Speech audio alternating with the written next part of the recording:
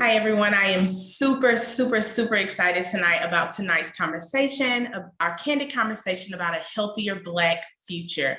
And this one is near and dear to my heart because that's what Trey's Lunchbox is all about. That is our goal. That is our mission, is to just figure out the way, the blueprint of getting us to a healthier Black future. And without further ado, I want to go ahead and bring on some of our panelists. I am super excited about who we get to speak to tonight. They are pillars in their community, super amazing at everything that they do and everything that they are in. And without further ado, I want to bring up Chef Mark Myers Jr., who is a chef and an entrepreneur. And also, guys, he is a new father. Congratulations, Mark, on your new baby. I am super excited for you. Thank you. I appreciate it. So I just want you to tell me a little bit about, just introduce yourself and tell me who you are and what you do professionally. Okay. My name is Mark Myers Jr., and I'm firsthand a Shreveport fireman. Been doing that almost 16 years now. I did it straight out of high school.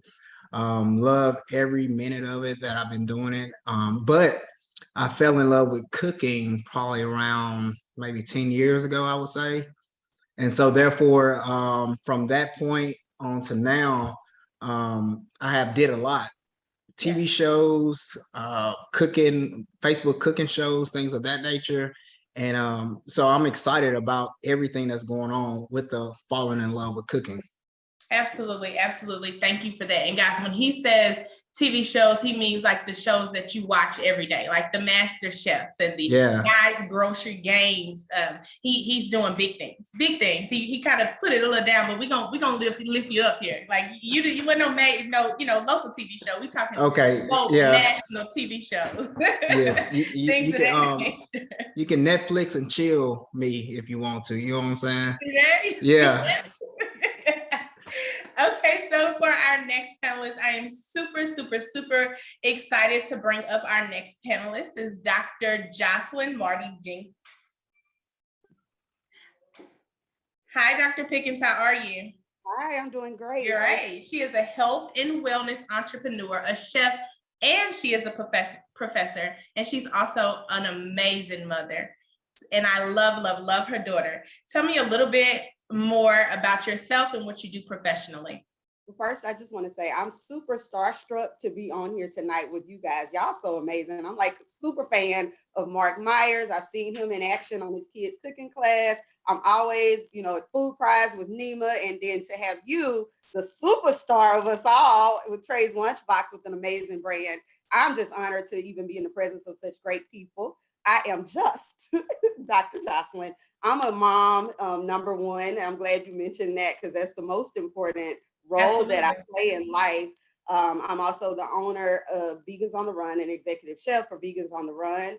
And that's probably where my pride and joy is right now. But as you mentioned, I'm also a department chair at Southern University at Shreveport, where I've been for about 18 years now. So my passion for teaching has sort of meshed its way on over into food and my love for food. Being raised right here in Shreveport, Louisiana, I mention to everybody all the time, especially in the African-American community, most of our celebrations, our sorrows, any type of event is celebrated around food. And I love food. I'm right there with you. Okay, I'm a foodie for real. And so being a foodie and having to transition into veganism made me, as a researcher, start to research that lifestyle. And so being vegan for the past 10 years, having a teenager at the time who transitioned to vegan meant that we had to learn how to eat properly. And I can remember posting on Facebook some of my meals, and somebody said, you should sell them.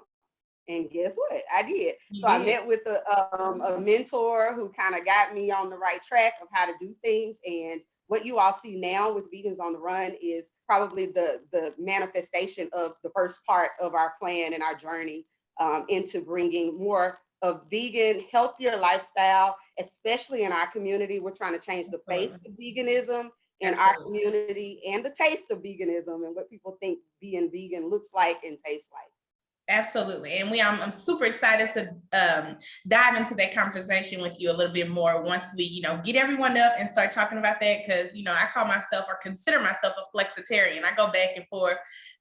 It got a stronghold on me sometimes. So I just gotta try to figure out how to let it go.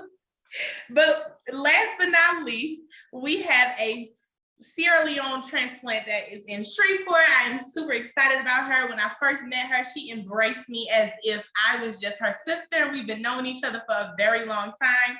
I am super excited to bring her to the stage, Miss Nima Longstratt.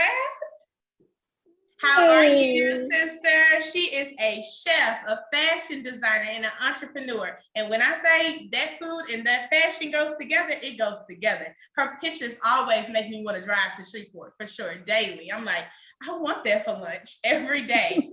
You cannot find that flavor anywhere. So Chef Nima, please tell us more about who you are and what you do professionally.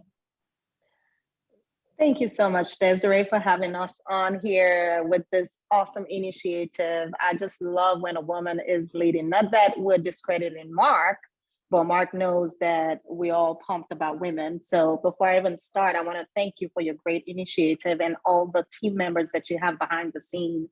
My name is Niematulai Longstratt, originally from Sierra Leone. Most of you know me as the Diva Chef because I match my food.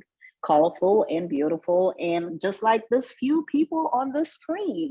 I offer West African and Caribbean cuisine, and I chose that path in Shreveport because when I initially moved here, I always wanted to drive to Dallas to find good food, like good, authentic African, even if it doesn't meet my type of expectations. I just want a taste of my continent.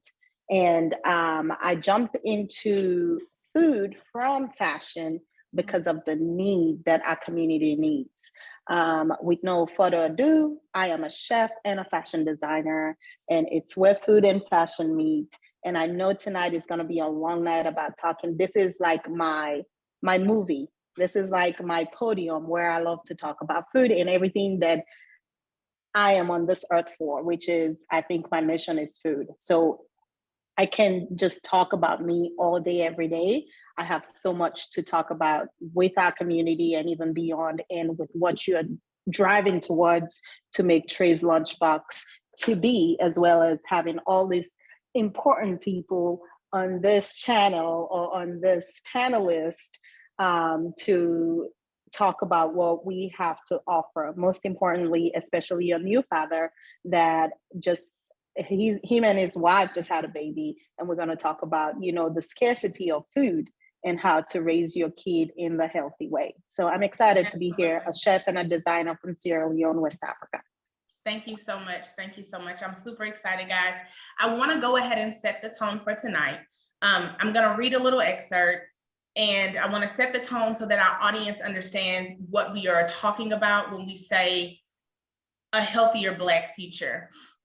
Black Americans continue to experience worse health outcomes than white Americans when it comes to heart health. According to the CDC, African Americans aged 18 through 49 are 2 times as likely to die from heart disease than white Americans. And African Americans aged 35 through 64 are 50% more likely to have high blood pressure than their white counterparts. Mitigating these deaths is possible and can be resolved with simple dietary changes. We'll discuss everything from what it means to have access to affordable, healthy alternatives to how transforming the African American diet to ensure a more hopeful future can be done without losing the cultural significance of our cuisine. So I'm going to jump right into the questions, guys. Everyone ready? And how we're going to do it is I'll just ask the question. You all are on mute right now. If I see someone come off of mute, I'll go ahead and let them take that. If not, I'm going to call on someone. Okay, so be ready. So the first question reads, oh, this is a good one. Are there conversations you feel you have to, no, just kidding. Just kidding. It's not the one that I want. Okay. I'm so sorry, guys. I normally don't do that. So Give me 1 second. I am experiencing, here we go. Did you grow up in an area where you experienced food insecurity or had a lack of access to diverse food options? Again, the question is, did you grow up in an area where you experienced food insecurity or had a lack of access to diverse food options? Mark, I was getting ready to call on you. I'm so glad you came off of mute. Okay, that's good. Hey, for me, I would say yes. The neighborhood I grew up in, we had probably like 3 stores, but the travel, what we did, you know, as a kid, we went to church, we went home. So in that neighborhood, there was only fried chicken spots and, you know, your grocery stores and burger joints. So that's all I knew. So therefore, if I wasn't going to the corner store to get a honey bun, chips, and pop, I was getting a box of fried chicken on the way home from church. So therefore, I would say yes, there was a limited amount of options in the neighborhood that I did grow up in. Absolutely. I can definitely relate to that. And after everyone speaks, I'm going to tell a little experience I just had about going back home. Dr. Joslin. Sure. I was raised in Cedar Grove in Shreveport, the east side, only side. But we definitely had scarcity of finding fresh foods. I would say, as far as grocery stores being like walking distance is what I tend to look at for food insecure places. If there's not a walking distance grocery store or something of that nature, then it's scarce, in my opinion. We had like the Fina station at the corner, you can buy a blow pop and a pickle, which was what I'd get, and some chips or whatever. But as far as finding fresh foods, my family didn't have as much adversity in that area, probably because my grandmother was always at Brookshires on Lyon Avenue, like she would be able to travel. But I know that just because we were able to do so, our neighbors might not have been able to. Now I do know, like I'm probably the oldest person on this call, 70s baby, but we did have a lot of neighborly things that I don't see currently as well. Like if you go to the country to get some greens, you're gonna bring some for your neighbors. You know, I'm telling people, hey, we're going to get watermelons from in the country. Did y'all want me to grab y'all some? You know, that people would take care of each other. And so just because it was a food desert didn't mean that we weren't able to get the foods and get the things that we needed. I see so much of that currently, and I have done a study on the Cooper Road since I work at Southern University in my day job, as far as like having, I know people talk about Tumanellos, getting chicken and potato logs or whatever, but as far as fresh foods and having a grocery store, there is none. And we do see that in a lot of underserved neighborhoods, and that could account for why people have poor diets. Because if it's not accessible, then where are you supposed to get it from? You know, how are you supposed to do better if it's not in your reach to do so? Absolutely. And what I like about what you said was that, yes, it was scarce, but we, you know, we're kind of like that token family who could travel to go get it. Everyone is not able to do that. What about our elderly community, you know, who can't, they're not as mobile as they used to be. And that plays a role in everything. Like you said, if that's all you know is potato logs and chicken, because we can go walk there or ride our bikes there as kids, then that's what we grow up eating. That's what we want. We don't know, you know, anything else or how to cook the chicken a different way, you know, or, you know, something to pair it with that just gives us a nice nutrient dense plate, or, you know, a nutrition that has good nutritional value for our children and for ourselves as well. Chef Nima. Thank you once again, Desiree. And to piggyback off of my colleagues here, you know, I came from a country that is third world, where sometimes we do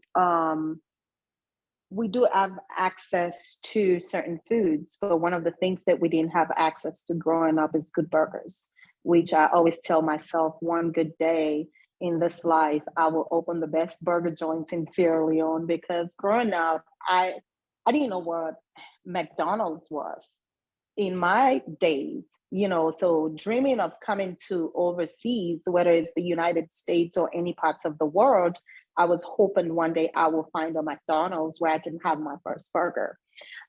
We were not fortunate enough to enjoy 24 hours electricity. I'm pretty sure I've told the story many times, but this is my story and it's unique. And, you know, being in America, we're very privileged to a lot of things where I know that making changes to certain things can be hard, but because if you look outside of the picture of the world, you will understand why to make a healthy change is important for you. Knowing that a woman like me came from a place where I can find hamburger or fried chicken, I have to sustain through what my parents cook. And one good traits of that is that we do not eat leftovers. We do eat leftovers, which we consider the sweetest part of the meal, which is the next day in the morning before you go to school and have, we call it the bottom of the pot, you know, to take that old food from last night, because we know that we're not expecting electricity for the next 24 hours. We have to eat this meal that was prepared yesterday and heat it up in the morning, where some people have the luxury of even eating waffles and eggs or chicken. We're eating rice for breakfast. That is why I cannot let go off of rice, because this is how I sustained myself growing up. I don't care if my dad could afford eggs or you name it. I have to sustain myself with this type of meal, knowing that I can find hamburger. Our school system doesn't have what the United States is fortunate to have, where kids go to school and take a break for lunch and the school provides lunch. Our parents have to pack a lunch back for us every single day. And it may be things that you want to eat and things that you do not want to eat, but you have to eat it anyway, because you know what? Either your parents can afford it or they can't. So this is a really complex topic for me, but also exciting at the same time, because it dives into you knowing my culture and where I came from and how we are blessed in the United States to make changes and adapt to them. I love that. And that was one reason why I was so excited when you agreed to be on the panel, because I knew it would be different growing up in Sierra Leone, because of course it's completely different. The diets are different. What you have access to is completely different.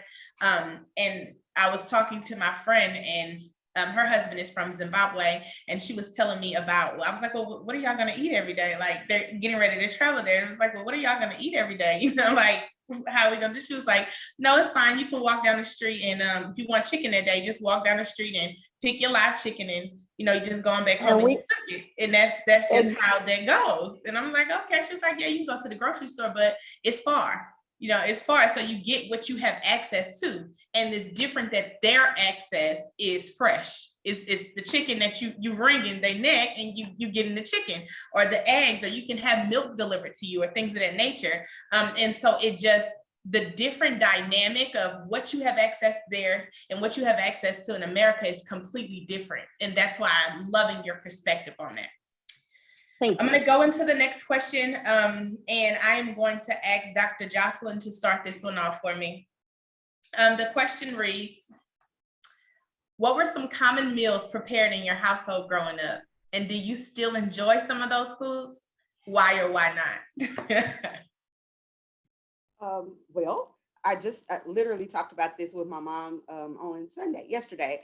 I was the oldest in the house with the single mom with my younger sister, and I didn't know we were kind of poor when my parents first got divorced. I had no idea. We ate a lot of baked chicken with the cream of mushroom sauce and rice and green beans. Like, that was it for us. And I would remember my mom would eat just a big bowl of rice and butter. She's like, I don't like all of that gravy and stuff. I didn't know it's because we didn't have enough chicken. We just had like leg quarters, and she would feed it to my sister and I. I was young. I'm thinking, I'm like, chicken? Wonder why she don't like the chicken part, you know? But it was because we didn't have enough food for everybody to eat. So she made sure we were good to go for bed at night, and cheese toast. So I just posted a vegan egg sandwich that I made, a scrambled egg sandwich for vegan scrambled eggs yesterday. But the egg sandwiches, like, those things were staples that I still eat today. I still love today. Some dry toast. You can give me with dry toast and tea in the morning, which may seem like nothing, but that was some cinnamon and sugar toast. That was it for us in the morning. It was busting. So those little just meals that I think about.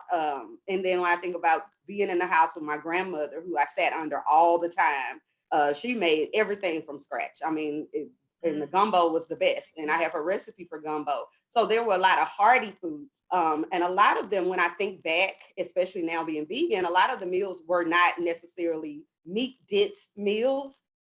And I know a lot of times it was probably to save money. So we had a lot of rice, a lot of, green beans, a lot of cornbreads and stuff like that. And we might have a little piece of meat to the side.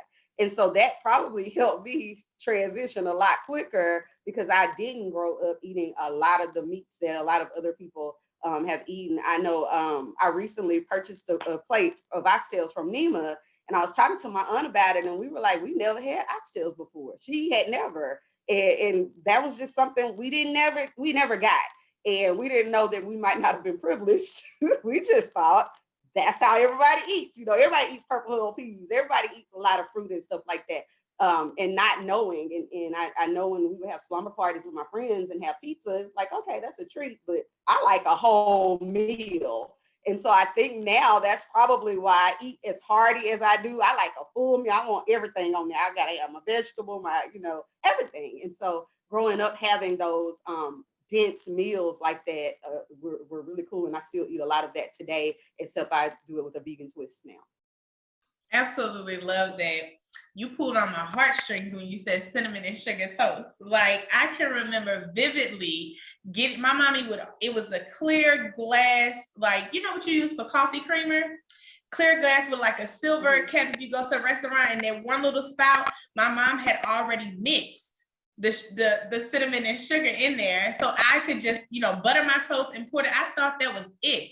Just a whole plate of sugar. And I was just ready. That was my thing. And I absolutely know about baked chicken, that cream of mushroom and the green beans. I almost related to our parents. Of course, we ain't have it, but also time. They didn't have time. My mom worked 3 to 4 jobs at one time, I can remember. So whatever was quick and easy, she was putting that on the table. Like, I can appreciate that. And I feel like we all lived in the same house. As, like those meals, I'm like, yes. Well, I'm glad that you shared that with us. Mark, let us know. Like you said, I think we stayed in the same house. Literally had the cheese toast and the broiler under the stove. We had the cinnamon sugar toast. We had the egg sandwiches. But what my mom did cook all the time was hamburger helper. Oh my gosh. Listen, like Doc said, I didn't know we were poor.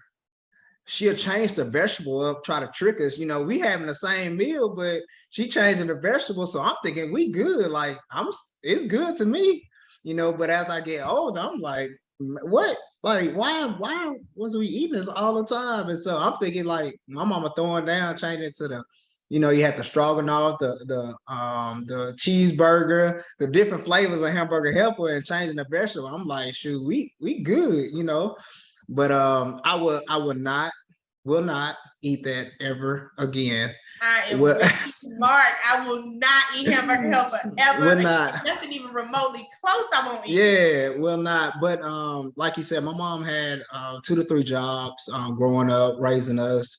A plug. I am from Queensboro. I know she said she's from City Girl. So I had cottons on the corner, walking down there every walking the cottons, and they had fresh produce. But as a kid, we not going over there in the produce section, trying to get that stuff. We just trying to get some quick, the pickles with the sucker in it and the chips and stuff like that. But yes, we grew up eating the same exact thing, but I ate egg sandwiches walking to the bus stop. I fixed my egg sandwich on the way to the bus stop. That is exactly what I ate on the way to the bus stop. That's how I started cooking, making egg sandwiches. That's probably one of my first type meals I started making, because I can only use the microwave. So that was how I made my egg sandwiches. You cooked eggs in the microwave? I cook you can cook your whole meal, a whole breakfast sandwich, first of all, in the microwave.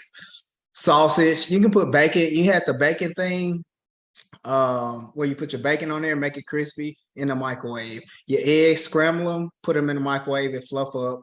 Of course, you got your toaster. and you melt it and you got a whole sandwich right there. Like, I didn't use the stove. There we go. I took steps to the stove, you know, and we'll talk about that later, but I took steps to get to the stove. I didn't start off on the stove. I started microwaving up. I love that. I love that. And I'm hearing y'all say about these egg sandwiches. So I grew up north. I'm originally from Atlantic City, New Jersey. So egg sandwich, when I hear my friend talk about butter and rice or egg sandwiches or syrup sandwiches, things like, we didn't do that. So I was eating bagels in the morning. That was what we had for breakfast. So when I first came, wait a minute, Joslin, I'm talking about the 5-pack that you go get, not Einstein Brothers or nothing of that nature. The 5, we getting a little cream cheese, and that's you know, that's how I made my own breakfast to go. But when I moved to the South and we went over a friend's house and they prepared breakfast, I'm thinking, you know, bagels, possibly a little egg, a little tea or something. Y'all, I will never forget this experience. It was like 3 different types of biscuits, 3 different types of meat, bacon, egg, sausage. I mean, gravy on this one, so eggs with cheese, eggs with nuts. Like, it was so much food. And it was like 5 of us, y'all. I was like, why do they eat so heavy down here? But I'm gonna let Nima jump on that. But I can tell that, you know, our breakfasts definitely look different. Nima, I'm ready. I finally got it. I'm not tech savvy. I can cook and clean. That's all I do. Y'all had luxury. Joslin, Dr. Chef Bay, you got it good. Mark, even better. Desiree, you nailed it. We ate rice for breakfast. We ate rice for breakfast, where you have to put 3 stones like this, and then put your pot on top of the stone. Who wants to go make a fire at 5 a.m. in the morning? Not me, not my mama, not my daddy, not nobody. You know, we grew up, if you are fortunate, to eat eggs, even though we have free-range chicken running all over the yard. We grew up on rice, bread. I'm Fulani, and we make bread, right? So anything that you have to drink, whether it's soda, tea, coffee, you have to dip your bread. I still dip my French bread in my coffee every morning with butter. It's either bread and butter, or you grow up to this level of distinguishedness and get eggs for that morning. Most times we eat rice, and we love rice because, you know, once you eat rice at 8 o'clock in the morning and go to school, you will be full until you come home, because that was their mission. They don't want you coming home complaining about food, complaining about you're hungry, because we didn't have the luxury of taking lunch breaks. In as much as I grew up in a home where my parents could afford eggs and all these fancy things, my dad was a typical uneducated man who didn't go to school. All he knew was to work. So whatever he puts on the table, because he eats with the community, like you will come from school, my mom is done cooking, and we have this huge platter of meal for the entire community. He doesn't eat alone. Everybody's eating with their hands, grabbing food, and just sustaining for the day. So in the morning when we wake up, mama don't have time. Mama is worried about what my daddy is pretty much insisting on what he wants to eat. He wants this big leg of cow during lunch, but not worried about the kids going to school. So we might have like little stuff that mama will wrap, like, you know, a little bit of rice with a little bit of gravy, like you guys call it here, and, you know, a little piece of protein that will sustain you after you eat breakfast. So rice for breakfast, rice for lunch. So eggs and chicken and salad, and these fancy meals are luxury on Sundays or on Ramadan, Eid Mubarak, which is holiday. So we look forward to eating the entire cow or the like 10 different chicken that we've named when growing up for Ramadan holiday.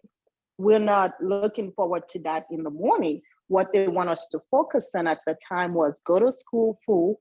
That way you're not hungry or getting up. You drink 2 bottles of water. You know, I remember when COVID happened, they told us, the malaria medication can heal COVID. So we were taking every Saturday after school, we would take that medication along with breakfast. That's when you get eggs, because it was a beta medication. They wrap it in eggs and you take it. So we weren't fortunate about eating breakfast or breakfast sandwich or touching the microwave. It was rice. It's up to you if you want to set up your own outside stove with woods, with 3 cinder blocks, and put your pot on top and cook your own eggs. If you want to, you're welcome to. You can go to the backyard and get your chicken. I believe that's what encouraged me today to have that much chicken that I have. I don't have to buy eggs anymore in Louisiana. Look at you.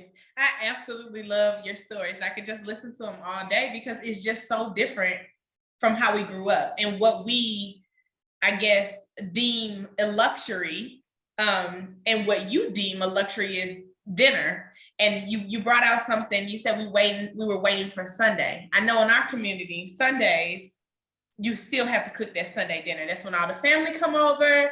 That's when you cook everything. It's like Thanksgiving or Christmas every Sunday in the Black household. I think I'm safe to say that in the Black household. It is true. And speaking of that, I know a lot of things. I post a lot of things on Trey's Lunchbox, and I always get, what's the recipe to that? Like, can you send me the recipe for that? That is the hardest question in life for me. I'm gonna tell you why. Because I do not cook by a recipe. I do not know how to cook from a recipe. If someone gives me a recipe, I'm still gonna tweak it. I'm not counting a cup. I'm gonna pour until I feel it's necessary, it's over with. And I cook by taste, I cook by smell. That's just how I cook. So this leads me into my next question. Do you think it's true that Black people cook by feeling, seasoning, like from their ancestors? And when did you first realize that you had a passion for cooking? I'm gonna start with Joslin, since you're shaking your head. Well, before I say that, I had to run and go get, this is my daughter in college, cinnamon and sugar. She keeps this in her dorm room. So we still on that cinnamon sugar toast. Okay.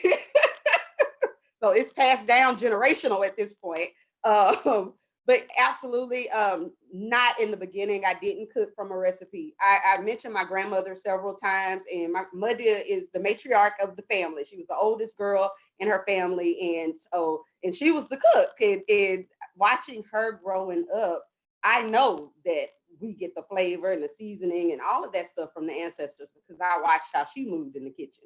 And now that she's my ancestor, I know that that's why I'm moving in the kitchen as well. However, being a restaurateur, you can't always do it that way, right? And hoping to grow larger, I've had to start creating recipes from things that have just been a feeling for so long. That's probably been one of the most difficult tasks that I had. I remember Chef Chris Hayes, which is a childhood friend of mine. He was one of the first people to say, start writing it down. You better figure it out. You got to make it into a recipe. I'm like, how you do it? I don't know. I just know until it tastes right, I don't even know what goes in it until it tastes right. And so at this point now, we've created probably close to 200 recipes. And so what we're doing in the kitchen now is letting, like, my daughter will make the ranch dressing. So we'll see if it tastes like when I make the ranch dressing. And it's still sometimes, like, she might inch a little bit more on some onion powder, where I might put a little bit more, whatever, but it's really close. And so I know that comes from a natural passion and a natural talent. But at some point, we still have to have some type of recipe if we want to have consistency in our taste as a brand. And so it's a little duality in that for us, because some of the food that I create for Vegans on the Run, when I make it at home, it's going to be 10 times spicier, because I like my nose to run when I eat my food. I'm that type of person. I like it spicy, but I know my customers may not like it as spicy. So having that dual role in how to be a chef and cook at the house is a beautiful partnership sometimes. And so that's why I was nodding my head like, yeah, creating those recipes. That has been something that's so funny to me.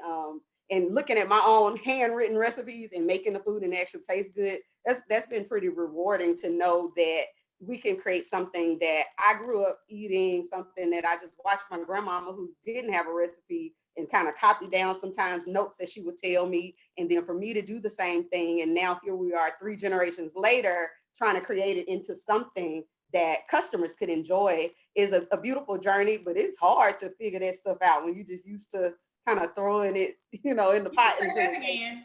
You can say that It's like again. a whole I'm gonna have to whole do better. science.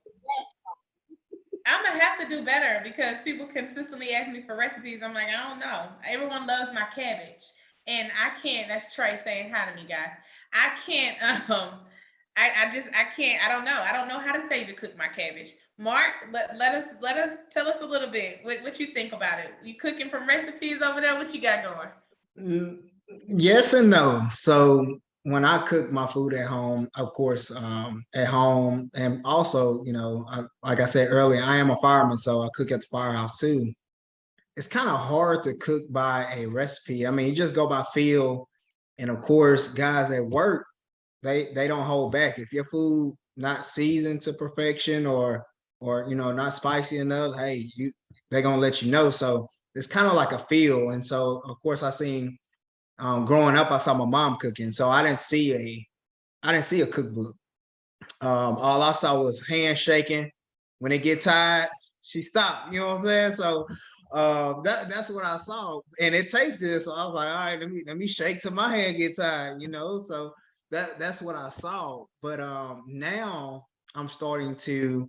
My wife told me, you need to start writing stuff down because I want to pass that on to my kid and to other kids across America as well. And also, when I started doing recipes, is for my K.R.A.M, my kids cooking show, and so give them some guidance so they can go back to the show and see like, okay, he used this amount, and also it's good for the kids for math. And I like to use a little bit of math in the measurements as well with the kids, so it's good on that part too. But I started writing them down, and I didn't really start using them until probably about 2-3 years ago when I started cooking for the kids. And then my wife, she was like, "Hey, you need to start writing these down because they're gonna be cooking for me." Like my mom called me now. What you think I need to put in this? You taught me. You know what I'm saying? So Don't you love so that when they come reach back? yeah. I'm like, so are you saying that mine No. tastes better than yours or what? Hey, What? listen. She been cooking for the last couple weeks for the house due to we had our new baby, and she ain't lost a touch. You know what I'm saying? So she still know what she doing. It's still mama's cooking. It's still Yeah. mama's cooking. I love to hear that because that to me equals support. You all have support. You and your wife have support because it's so to get that meal train going. Introducing a new baby into the household. Yeah. That's a whole nother ball game and a whole nother conversation. But I'm excited to hear that we still have that village and that community helping us get where we need to get. Nima, are you cooking by recipe or what you doing over there? Hey, let's give it up for Mama Mark. Mama Mark, we're giving it up for you because, hey, we need you at this time, okay? Your recipes are going to stay the same and we're not going to steal it. Desiree, I call myself the diva chef because I put efforts in dressing up and dressing my food. I do not. First of all, let me retract and go back. I did not go to school to be a chef. Let's clear that. I did not go to school to be a chef.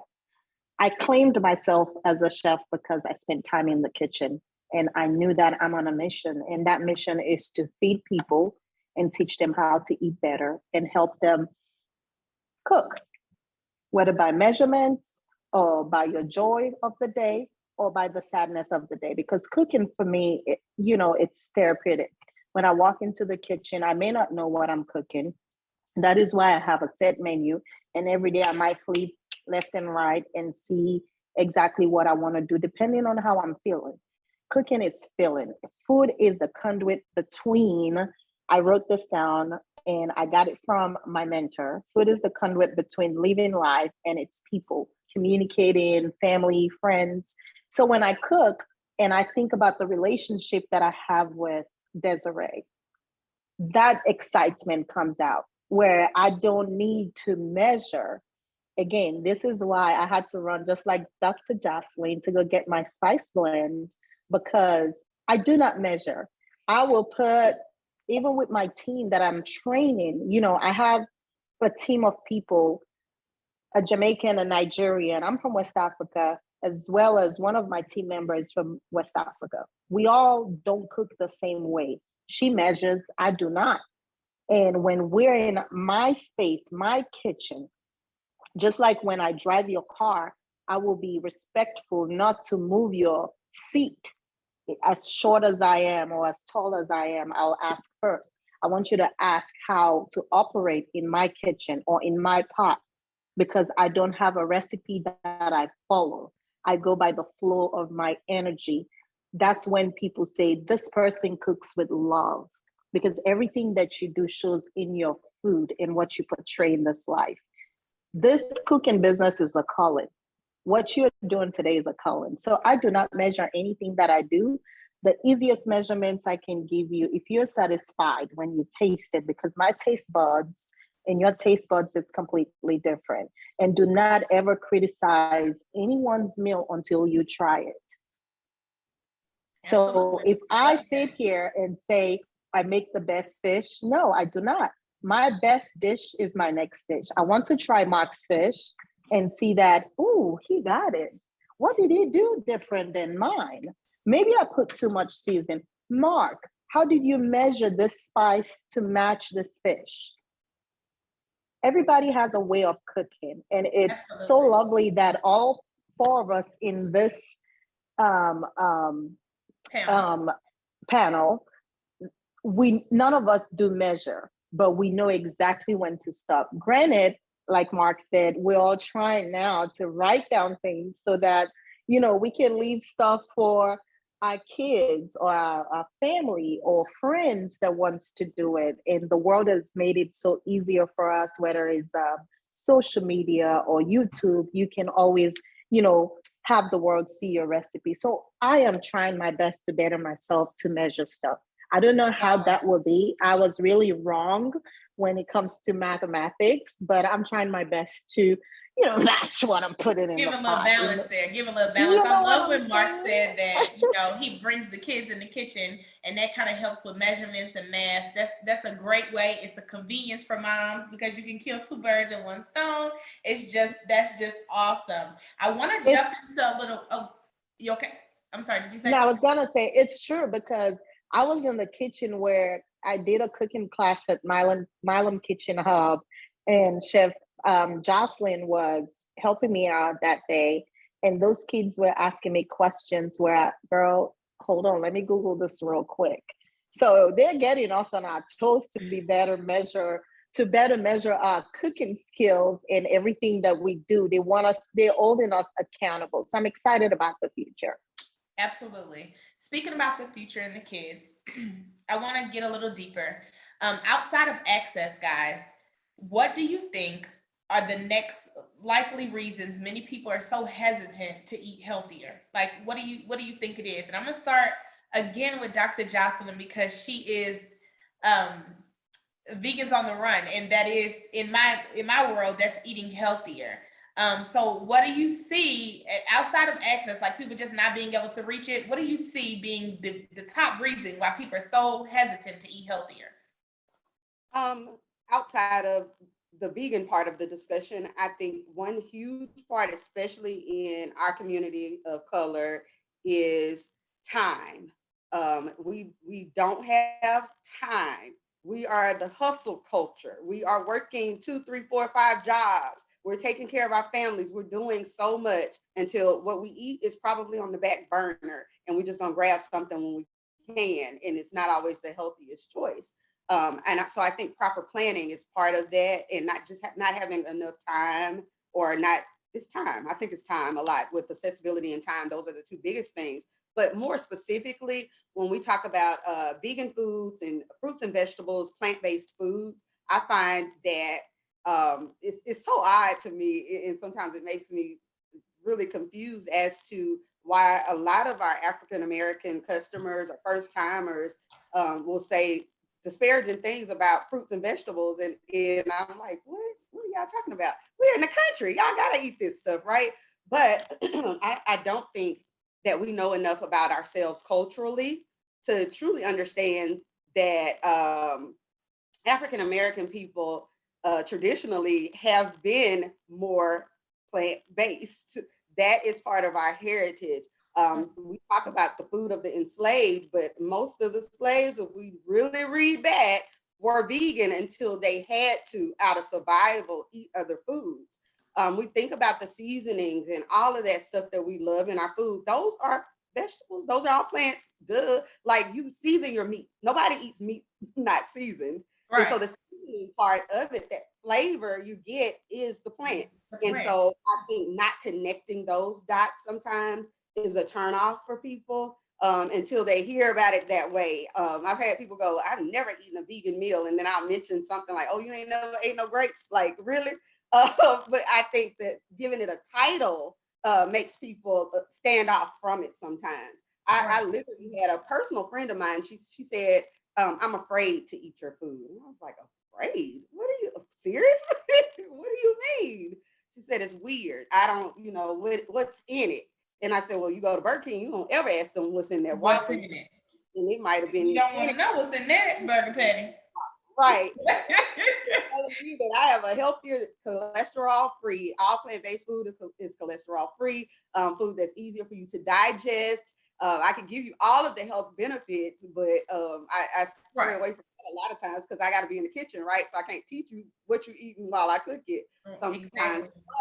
But being able to present something that gives you the same satiated feeling that another meal would give you, but you digest it easier. To me, that's something that makes me feel better, knowing that food, our gut is our second brain. And so what we put into our bodies oftentimes gives us a different result. And that's one of the reasons why I was so glad to be a part of this conversation, is because sometimes we don't think about the way what we eat and the way we put things in our body, how it affects different things. My daughter is in college now, and she knows for a fact she has to eat certain foods for her to wake up on time and do that test, have her mind right for that test. She can't do a snow cone for breakfast that morning. She's gonna have to eat, a green smoothie or something to help the brain better, something to give her more energy, like sea moss. So learning about what we have naturally is important. So it has to be education or lack thereof. And especially in our communities of color, we are not understanding the benefits of grabbing something that is a little bit healthier versus some of the things that we eat. And vegan food or plant-based food is fast food.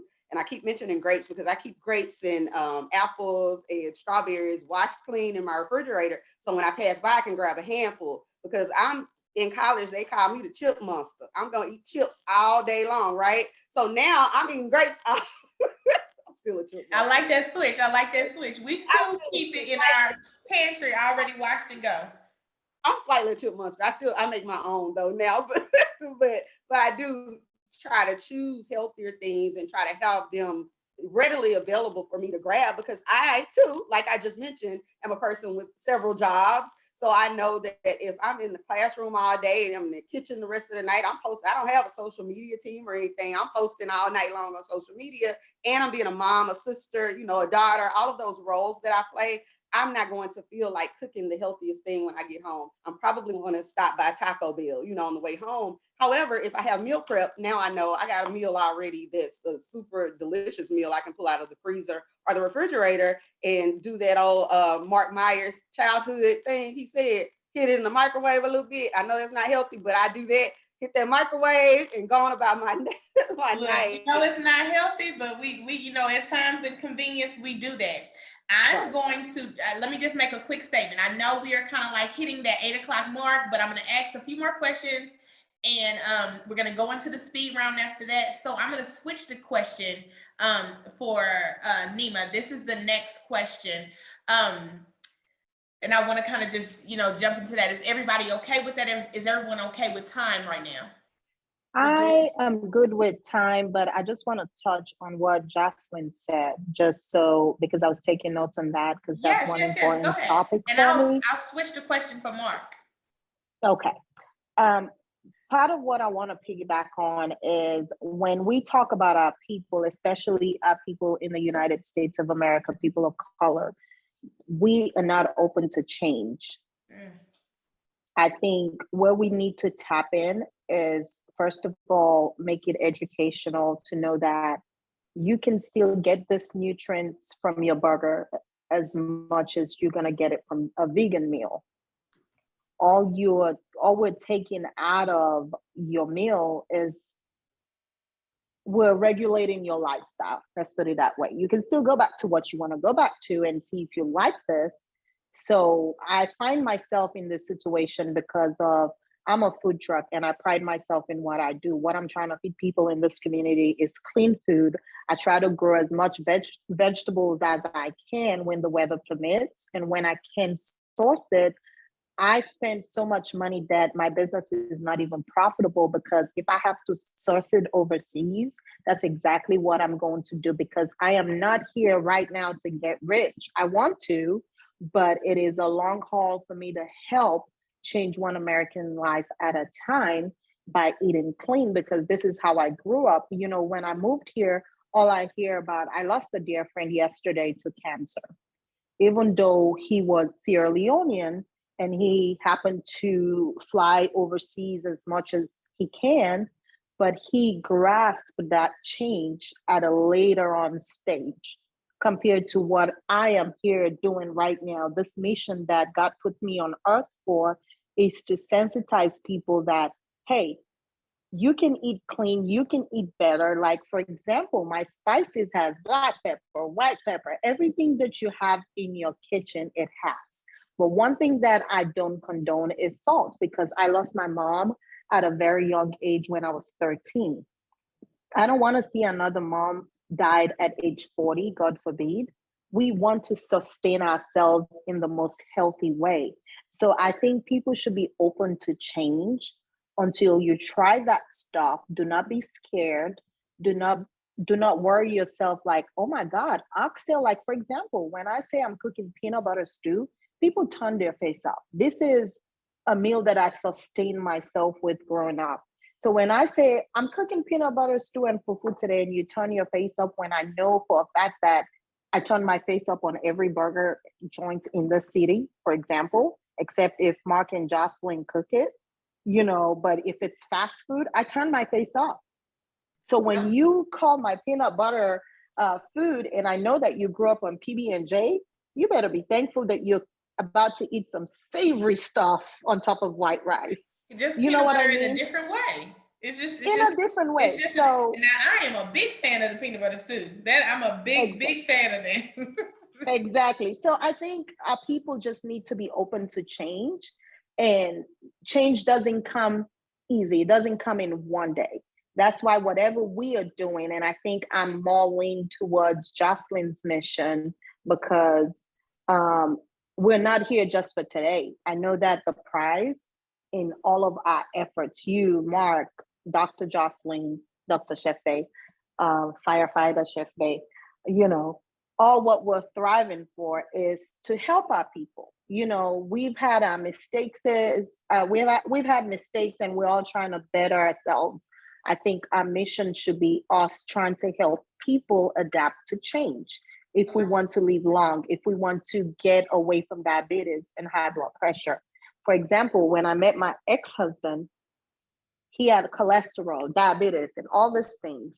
I personally, I'm not a doctor, but I got him away from medications through food.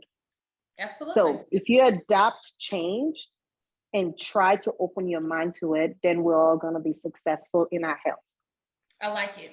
I like it a lot. Clean eating, vegan eating. The two things that I hear often is we're not accustomed to change, and time is definitely, the top issues. Mark, you can touch on that, but Nima definitely led me into my next question. So you can touch on that, but I'm going to ask you this question also. Do you have someone in your life that suffers from dietary related health problems such as hypertension, high blood pressure, diabetes, etc.? And what lessons have you learned from watching them navigate their current situation? I wouldn't say that I have somebody in my family with it, because my family's pretty active, but I haven't seen anybody on dialysis or anything like that or that nature. But my job, my career shows me what that type of food does to our community. High blood pressure, CHF, literally watching people die from what they eat. from the habits they have. When you can change it, like Nima said, with just food alone, from diabetes, just seeing things that you can change, simple diets that can change your life. So that seeing that made me change my life. At one time, I was 300 pounds. So I'm like, man, I'm a fireman. I can't do this. You know what I'm saying? Like I'm seeing people die, and you know what I'm saying? I cannot do this. So seeing that made me change my lifestyle. So I started eating things. Only people's like, man, what you do? You take diet pills? No. All I did was eat certain things and work out. Like it was simple. And so I was like, there's no surgery, no pill that can really replace the type of food we eat. So therefore, just seeing that, like I say, from the people that we pick up on the ambulance and things of that nature and come in contact with, I didn't want to be on blood pressure medicine. I didn't want to be on no a CPAP at night and just different things. And so I'm thankful to not be on any medication because I know people my age are on medication. You know, Absolutely. I'm 35 years old and I know people taking high blood pressure medicine, taking heart medicine. And so I didn't want to be that person. So therefore I try to stay active and watch what I eat. Now I'm not going to say I eat healthy every day, but I try to, do it in different portions, I just try to do that. Yeah. And so I don't want to say I'm perfect, No. so therefore I just try to watch what I eat because I don't want to be that person, because I have a long life to live. And then me and my friends now, we're now doing, everybody's working out, walking, watching what they eat. And so now I have a kid. Yes, a life policy is good for a kid when you die, but I need to be there. My wife needs me Absolutely. there. So Absolutely. long life is what I'm trying to accomplish, for me and my family, because that's the ultimate goal. You can't be there Absolutely. for them in 6 feet under. Yeah, Absolutely. a life policy is great. That is amazing. You need that, but they need you as well. So that's another thing why I want to change a lot of things in my life due to food. So yeah. I like it. I like it a lot. You touched on a lot of different points. I like that you don't have no one in your family, but you said through your work, you can see it. And sometimes it takes that to open our eyes or to say like, goodness, I'm doing the same thing that they're doing. How long can you do this before you are that person on that stretcher, before you are that person that we're putting 6 feet under? I think it's important. Like, again, people don't like to change. They like, whatever, I've been doing this my whole life. I hear that so often. Right. I've been doing this my whole life. Why change now, Desi? That's my family. They call me Desi. So why change now, Desi? Like, what's the point? I've been eating this. I'm fine. You fine. So I'm just like, okay, we continue to have that conversation. I'm always the one in the family like, well, where's the vegetable? What we putting on the plate? Where's the vegetable? Like, because I'm not a really big meat eater. I never have been. And it just was kind of brought to my attention. Like, I would skip that because, even at Thanksgiving, I want the yams and I want the cabbage together. I'm going to eat them together with my hands. That's what's going to happen because that's what I want. Together, that's what I want. I can skip the turkey. I can skip the ham, but I want the whole plate. I want a veggie plate. So speaking of that, Mark, you say you're 35 years old. And in your profession, you see, a lot of people with these health issues simply because of their dietary habits. So do you feel that your generation or younger generation are more health conscious than your parents and your grandparents? And why so? Whoever wants to take that, Mark, you can start us off. I think my generation and generations to come are a little bit more health conscious because right now a lot of people, due to social media, everybody is looking at you. So back in the day, we wore baggy clothes. You really didn't see your figure. But now we got the trend with the hoochie daddy shorts. So I want my legs right, you know. Yes, Gucci Daddy, sure. You know what I'm saying? So I want good calf muscle. So I'm gonna work out my legs. And also you got, everything is called fitted. You want your suit fitted. You can't have a fitted suit looking a certain type of way. So we're gonna work out, we're gonna eat certain foods just so we can fit in this suit, you know what I'm saying? Tailor suit. So I think just with that, just being seen, we're a little bit more conscious, like, man, I really want to look a certain way. because people are looking at me. And a lot of people do it for other people, which is totally fine.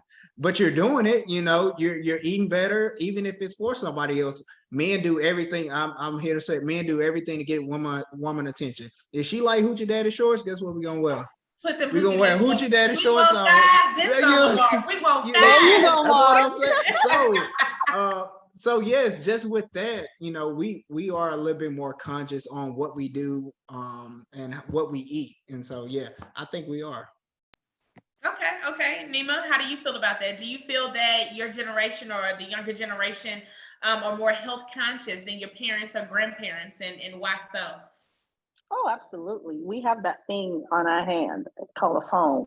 So we have access to things that our parents didn't have access to. I remember back in the day, I used to go to like 5 blocks away to go pick up a phone call from a neighbor's house because my little boyfriend from school is calling.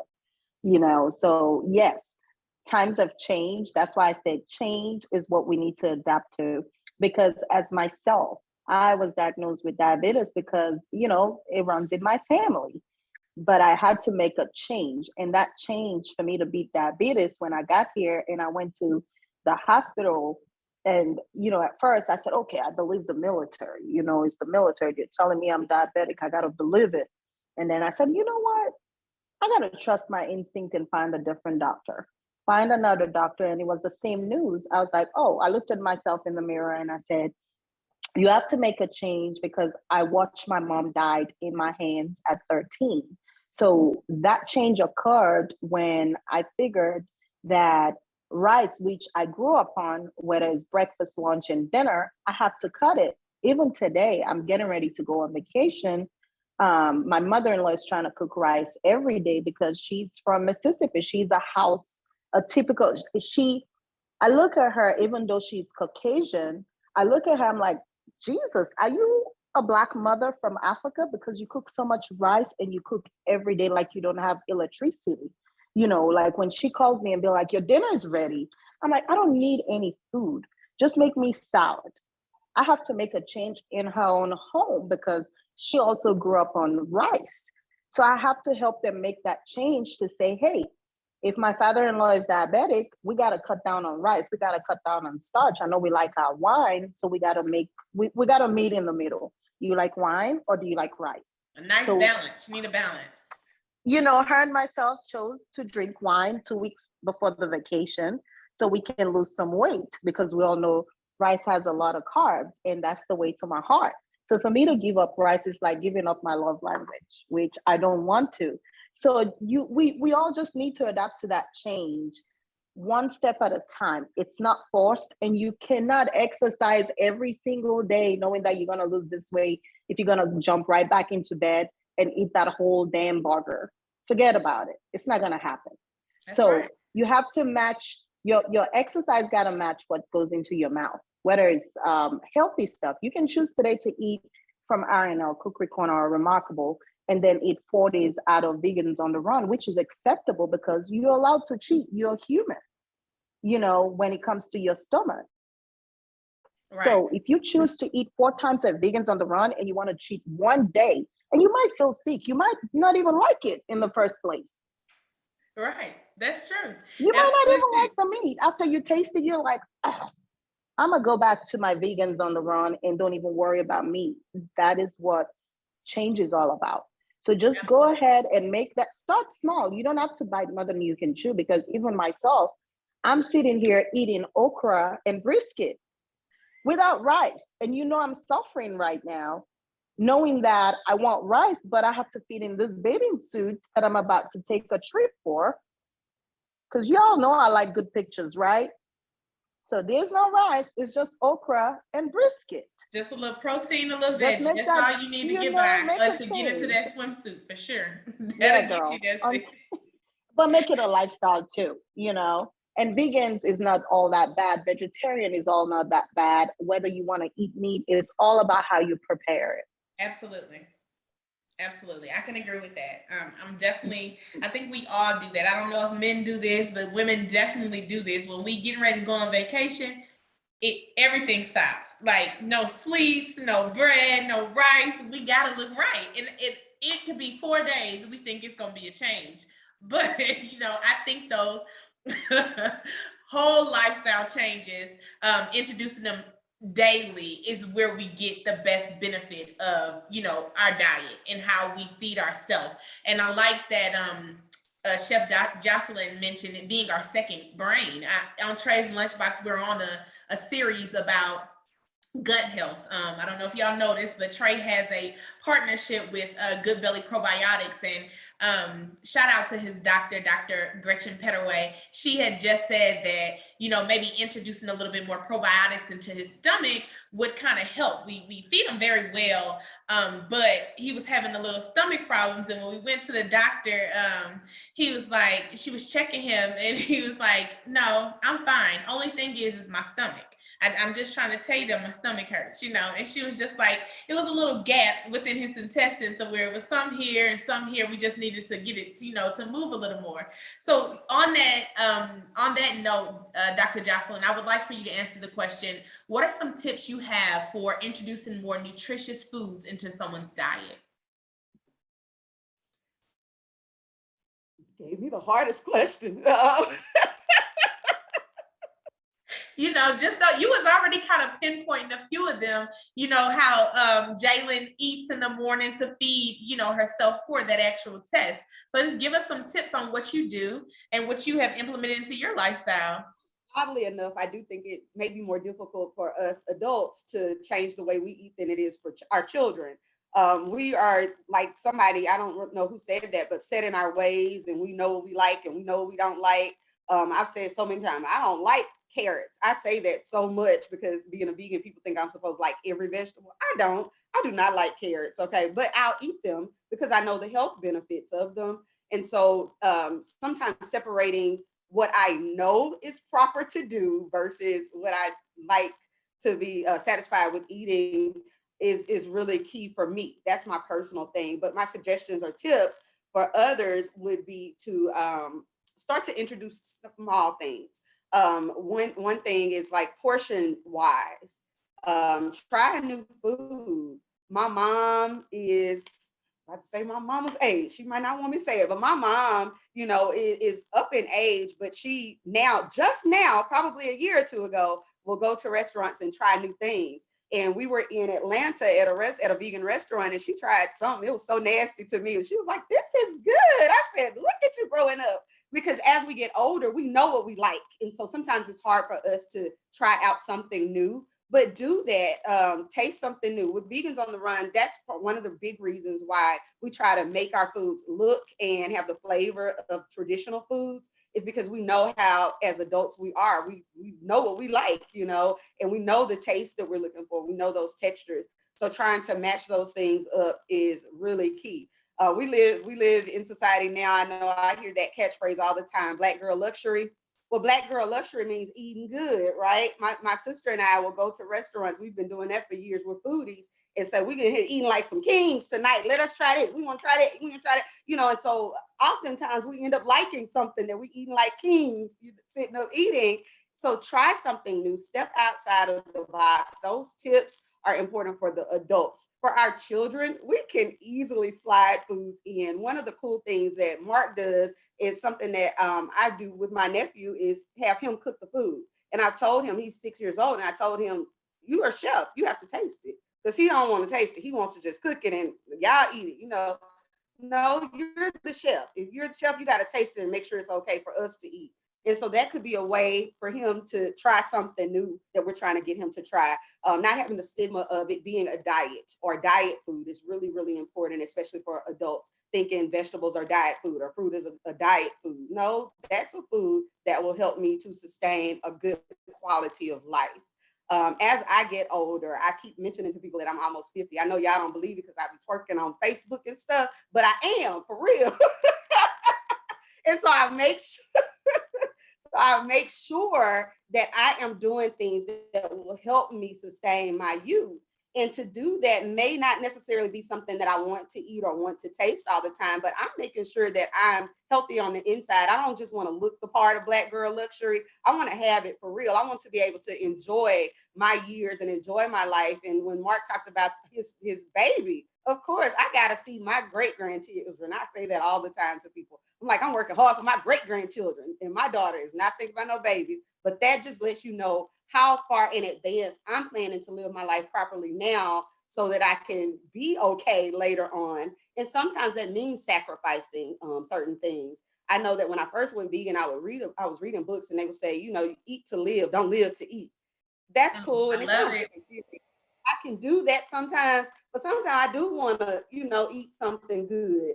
And that's where You're right. that balance comes in. You're human. You deserve to eat, you know, what you like to eat every now and again. I recently lost about 40 pounds. I got about 25 more to go. And I was laying in the bed eating me some vegan ice cream the other night. I fell asleep eating vegan ice cream. I'm going to have balance, because if I deprive myself of it, I know in a week from now, I'm going to eat 5 pints of ice cream versus that little bit that I went ahead and ate the night that I wanted it. So just learning about yourself, learning how your brain works, learning of how your mind works, you know, and what best benefits you is really, really important. When we say put yourself first, put your health first, put yourself first, and learn you. And when you learn who you are and know who you are, you're better able to take care of yourself. Absolutely. I love that you said you was reading the books and it said live to eat and not eat to, no, eat to live and not live to eat. I say that to myself when I open up the refrigerator and when I sit down at a restaurant, because I'm big about, I'm going to eat like a queen when I sit down, because I want a little bit of this. I want this appetizer. I want this cocktail. I want this. I want this. But I do have balance. You all know that I have balance, but I'm a seafood lover, as y'all know. But yes, definitely having that balance. Mark, I would love for you to answer this question.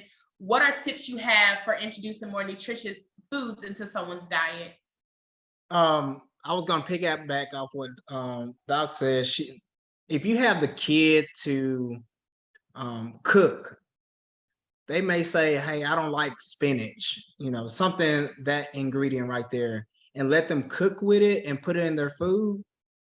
I'm pretty sure 9 times out of 10 they're gonna eat that spinach because they cooked it and they was like, okay, let me taste. Oh, it really do taste good. And so I think that's one way to implement vegetables and healthier things. Even like with the K.R.A.M, I always try to say, hey, if you want to use turkey instead of ground beef, just different things, you know, to substitute from real fatty foods.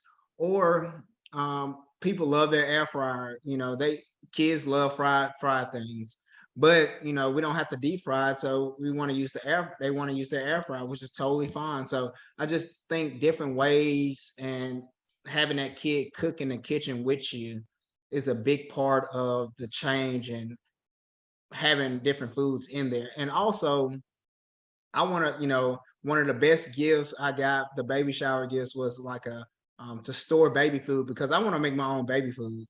I wanna like, you know, grow my vegetables and try to, like, instead of buying baby food, I want to make it so I can, like, when she grow up, oh, squash don't taste bad, because I had squash when I was 6. You know, I don't know when they start eating table food yet. I'm a 6 new months. dad. 6 All right, months. 6 months. All right, so I had, you know, squash, zucchini. That tastes familiar, you know, when I was a kid. So when they grow up, they not say, "Ooh, I don't like this type of vegetable," because you already had it when you was a kid. So I want to do that, you know, now make my own baby food for her. So I think it's gonna be a great task, a learning experience for both of us, because I may eat it too, you know.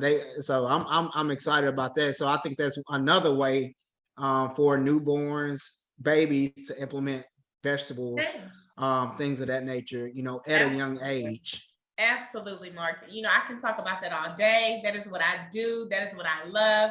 Trey, he did not have store-bought food. He had breast milk mixed with carrots, or breast milk mixed with peas. Whenever you get to that stage, holla at your girl. I got you. Like, I got you on the Hey, stages.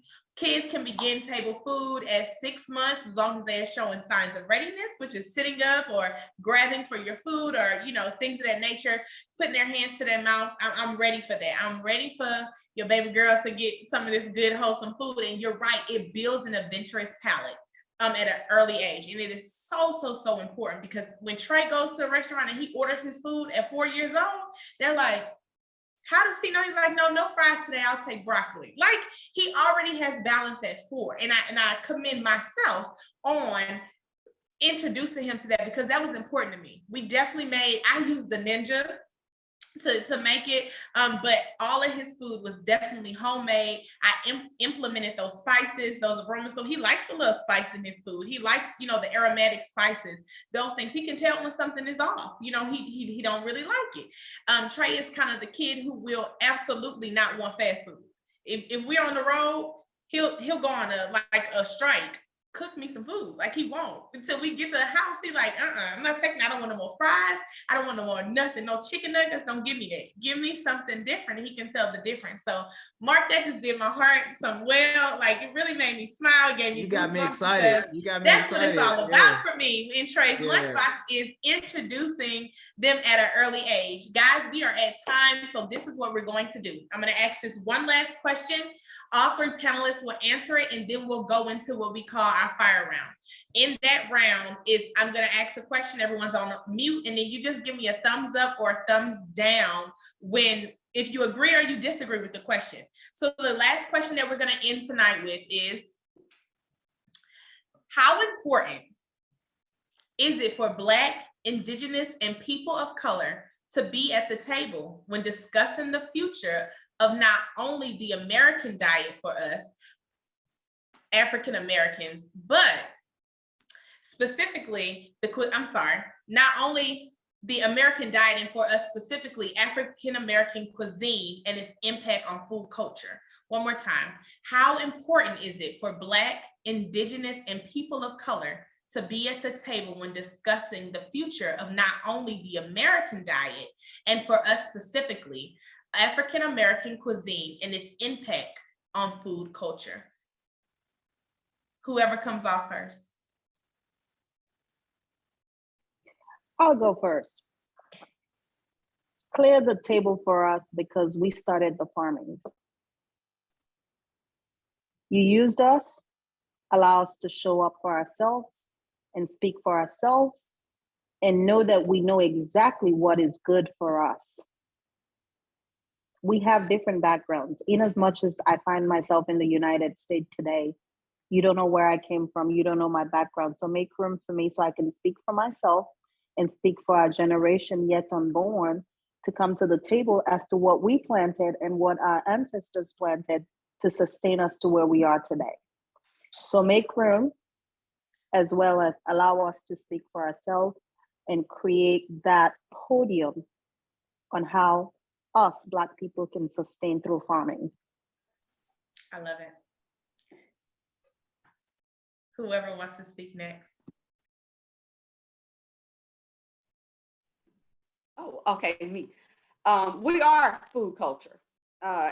Black people, African Americans, the indigenous are food culture. I mean, period. And so it is a big disgrace for us to not be at a table of which we have influenced and created. And that's what happens all too often. We don't have the resources to be at a table, but we are the most influenced. Just a quick little thing. I just told my daughter about yakami in New Orleans because I've been working on my vegan yakami. So we're gonna push that out next week. But she didn't understand, like, what is it? Asian food? I said, so Chinese people came in New Orleans and they were working in New Orleans and they were influenced by the Black culture food, and it created a dish that is both Creole and Asian at the same time. And so even knowing how little things like that have been so influential with our culture and food, we're in every single piece of the culture, and especially in food. We talk all the time about making our own table, which is equally as important as being at the table. But we also know, or I also know, that we don't oftentimes have the resources to create our own table to be as influential as we should. And so we should demand a space at the table of which we influence. We speak about equality a lot, but I think the title that we should give ourselves and learn more about is equity. We need a hand up so that we can be at the table and have our voices heard. And we don't have to ask, we can demand, or we cannot provide more of what you're getting.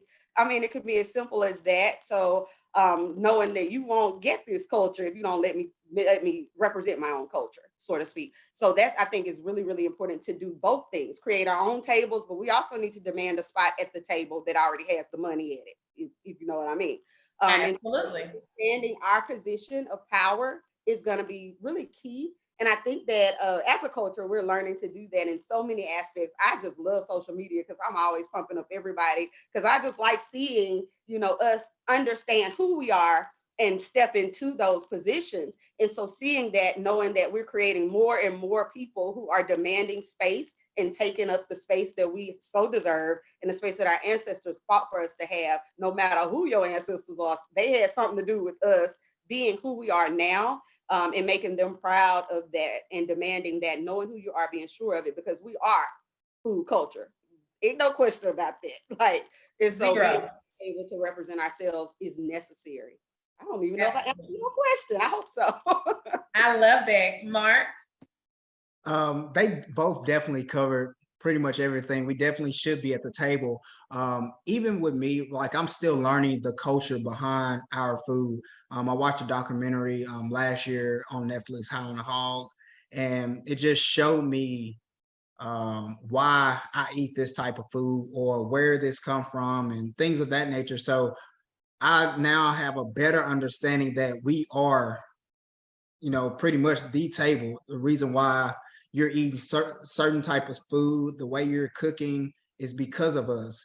And the way I cook now is because of, it was just passed on down, not knowing why I do the things I do this way. Why I cook the way I cook is because that was passed down from years ago. But come to find out, we are the table, and we definitely deserve a seat at the table. So it's very important to learn the culture and behind the food. And I didn't go to college either. I went to I say I didn't go to college. I went to MKU, and I tell people this all the time. That's Mama Kitchen University. And so that's where I learned everything. And you heard it here first. I don't want nobody. I know we got a problem with people taking people's stuff around here, but that's hey. I was about to throw shade towards the end. No shade. MKU, you heard it here first. All right. You heard, because I was about to talk about my baby food. Hey, so but you heard it here first. But yes, so I definitely still got a lot of learning to do about our culture and the food. But from what I know, we are the food. Absolutely. I agree with everyone in what you said. We are the table. We built the table. We deserve to demand to be at the table. Not asking. We're no longer asking. Let's make that clear. We're going to either create the space because we're going to be there. Either create the space or get knocked over. That's how I feel about it. Just to be honest. And, I'm a very authentic person. If you know Desiree Mingo, I'm going to keep it real. I'm not your typical CEO. I'm gonna keep it real. So it is our table. We built that, our ancestors built that, and we will be there to demand what it is that we need. Here comes Trey. I'm not sure what he's gonna say, but just be prepared. We're gonna roll into the fire round here. So just give me a thumbs up or a thumbs down. You wanna say hi? Say hi. No? Okay. We're gonna roll into the fire round, guys. I am a mother and a CEO, so when I've been here long enough, he says your time is up. But that's okay. We're gonna finish this. So I'm gonna go into the next round. First question is: I have forgotten to take the chicken out the freezer when previously told to do so.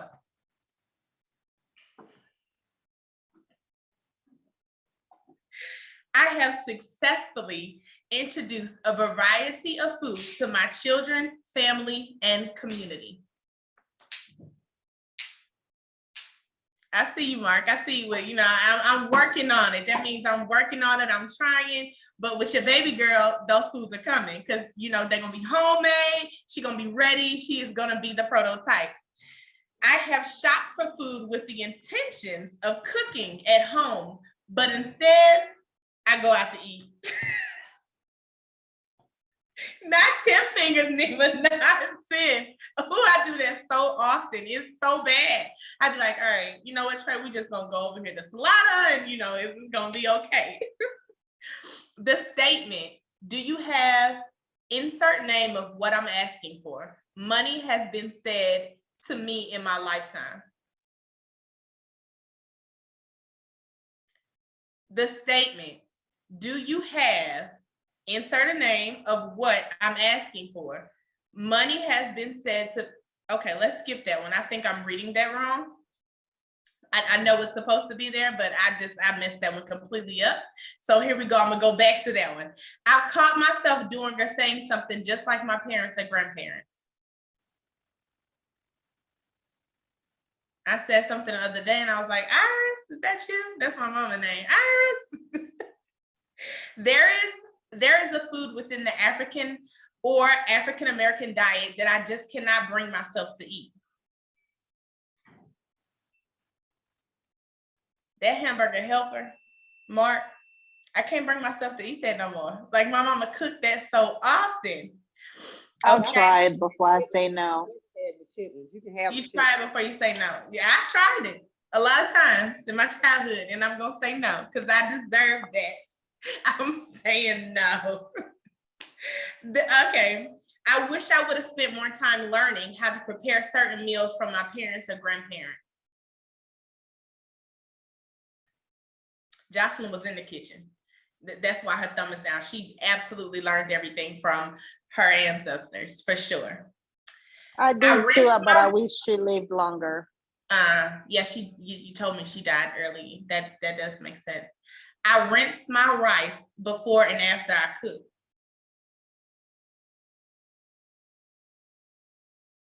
Before and after.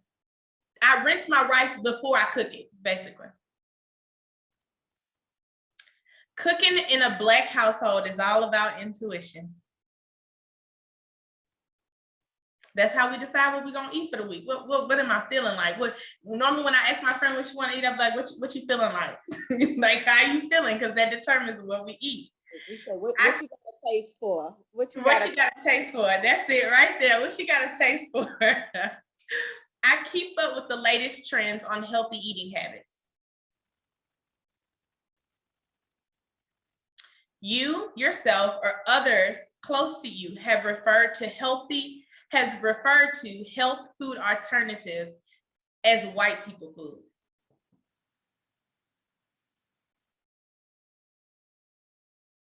Others close to me have definitely been like, what are you eating, Desiree? That's white people food. I'm like, go study, go learn about your ancestors, and then come back and tell me about that. And then we can have the conversation. Can I say this right quick? I know this is lightning round, but being called vegan is always seen as white people food. And when we had our mentor, RZA from the Wu-Tang Clan, he talked a lot about that when he was talking about our brand as being something that they think the hippie white folks do is eat vegan food. But seriously, that's our heritage, that's our culture. And that's why we use the slogan that we're changing the face and the taste of vegan food in our community, because it's us. Remind them it started from Africa, where we all came from. I'm going to go back to that question, and I'm going to state it how you all are going to understand it. Do you have McDonald's money? Has it ever been said to you? Okay. I just know. My mom would be like, when we're out and about, I'm like, Mom, we can just eat this. Nima, we know you didn't say McDonald's money because you was trying to get over here to eat that burger.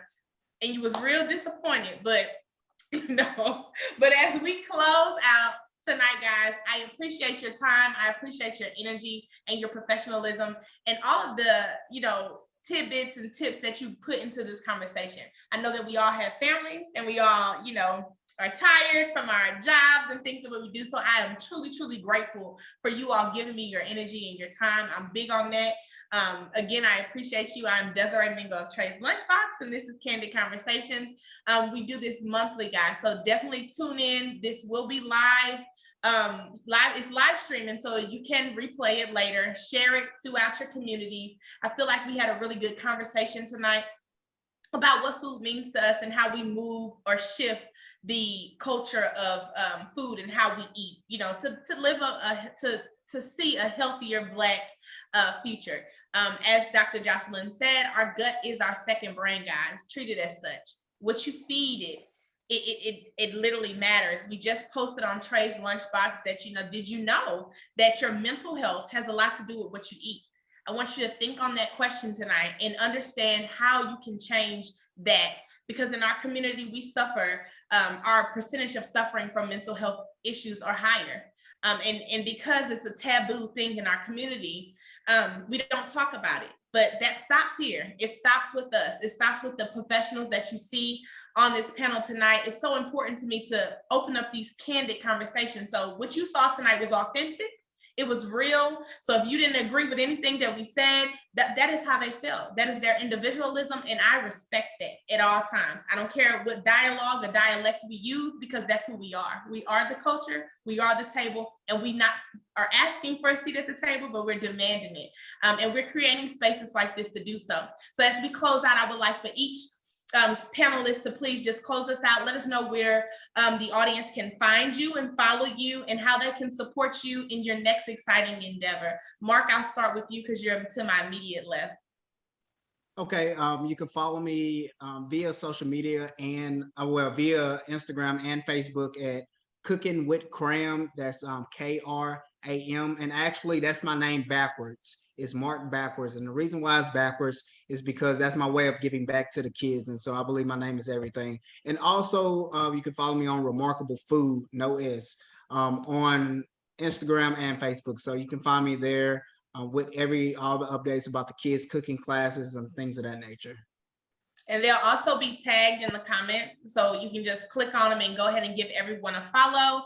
That is important that you do. And Mark, I would love to partner with you on K.R.A.M. in some way. So I would love to open that conversation once you and your wife get into the rhythm of having a new baby. And I understand that, so I'm not trying to rush or put more on your plate, because you have what is most important right now. Dr. Joslin. Yes, this has been a pleasure for me to be here tonight talking with you guys. I love this type of thing. You can follow us at Vegans on the Run. That is Facebook, Instagram, TikTok, especially. We're going to start putting our vegan restaurant tour. We've been traveling from state to state, eating at different places. So we're going to start bringing those reviews out for everybody. We're on the run, right? So follow us there. TikTok, like I said, Facebook, Instagram, and on Twitter at Vegans on the Run. We are also on our website at vegansonTherun.com. And that gives you all the information about where we are, or what our menu days and days of operation are. We currently operate out of 1210 Milam Street, which is near downtown Shreveport. We have Taco Tuesday, Wing Wednesday, our College Day on Thursday, Meat Free Friday, Sunday Brunch, and Soul Food Sundays.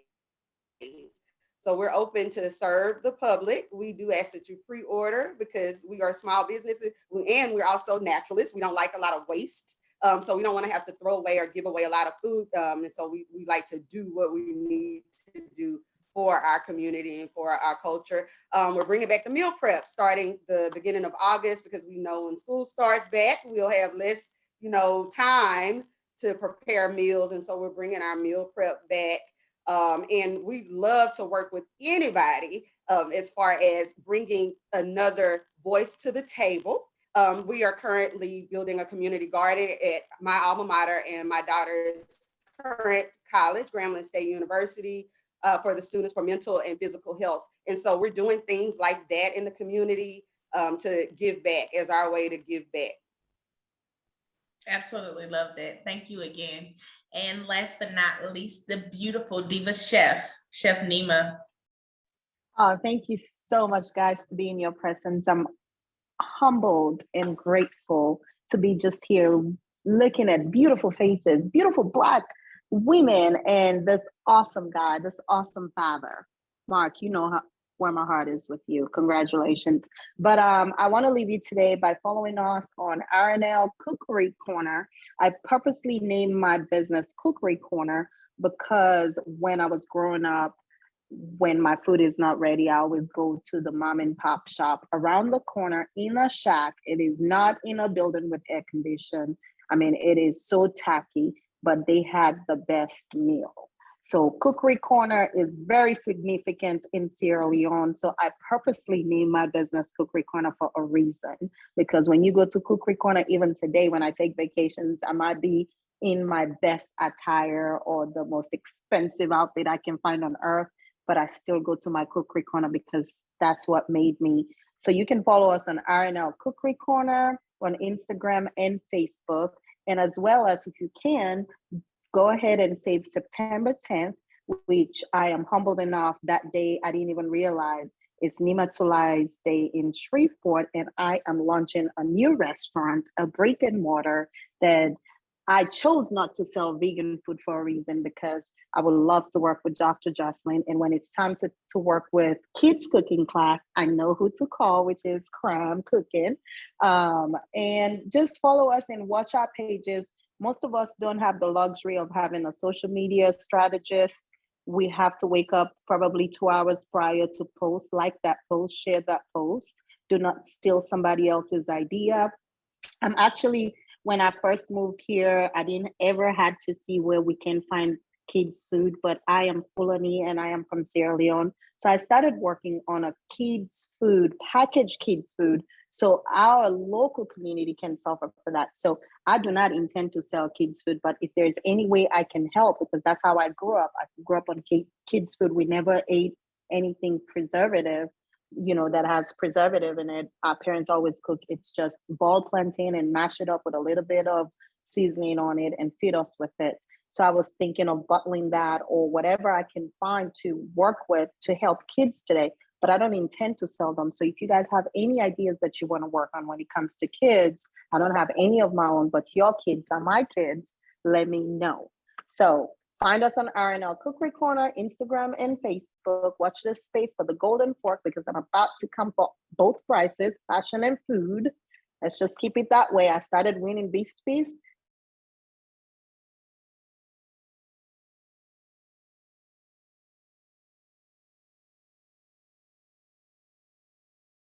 That's it.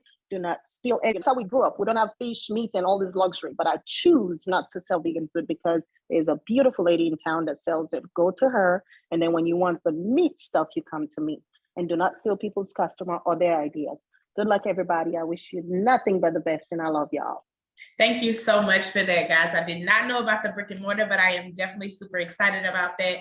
And as you know, I am the founder and CEO of Trey's Lunchbox, where I places my original design that I came up with out of the shower, guys. Actually, it came to me in the shower, and I have the original design who you just saw, which was Trey.